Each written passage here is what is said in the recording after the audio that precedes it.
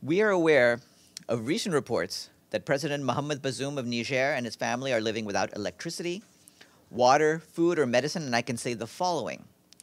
The Secretary General is very concerned over the deplorable living conditions that President Bazoum and his family are reported to be living under as they continue to be arbitrarily detained by members of the Presidential Guard.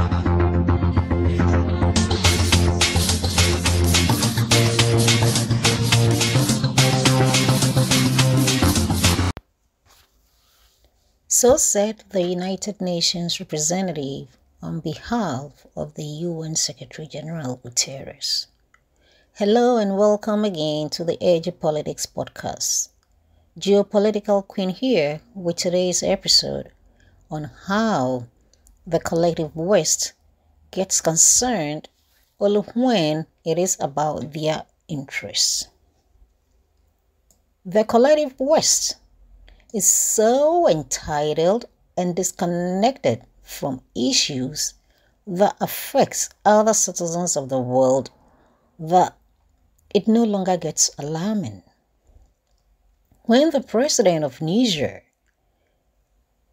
President Bazoum, was ousted in a coup on the 26th of July 2023, the ECOWAS countries, following the instructions of the United States and France, decided to take a stand against the coup leaders.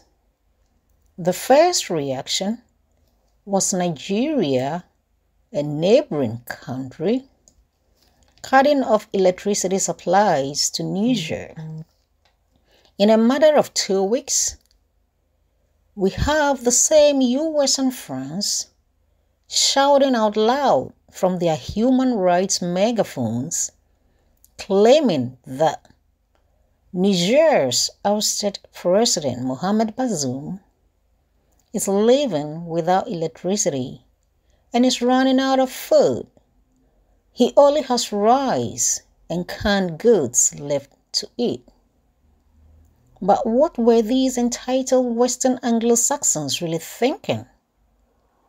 Were they thinking that the power cut was going to affect only the military men and the poor ones on the streets? Listen to the United Nations concern.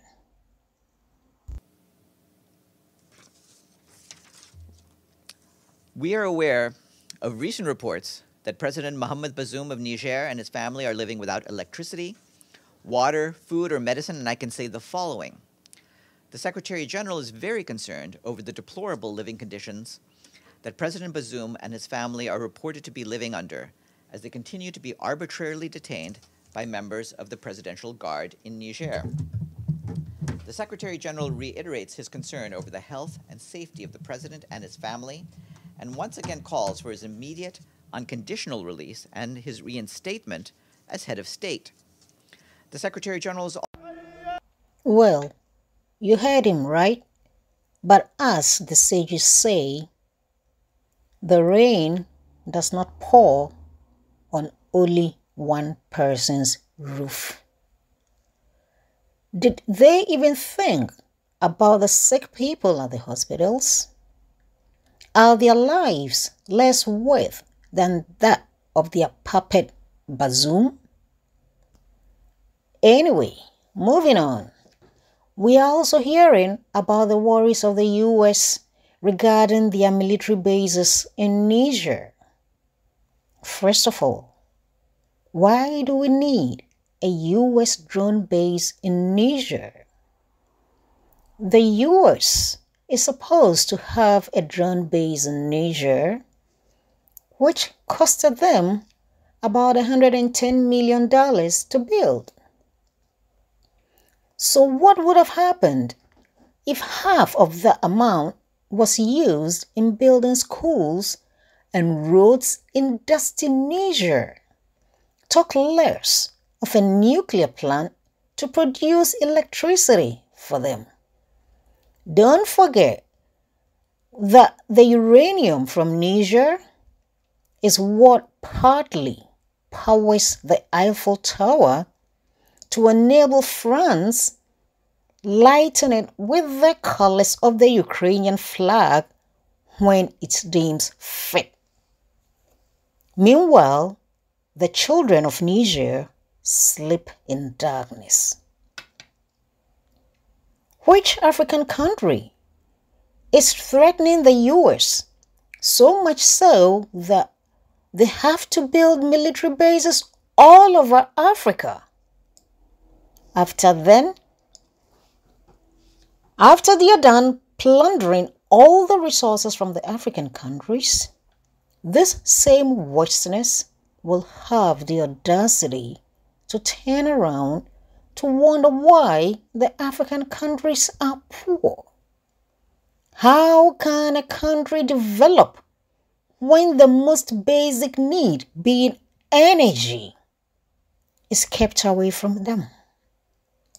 Oh yes, I am aware and I know that the naysayers would quickly try to claim that Russia, and actually President Putin personally, gifted countless African countries with AK-47s.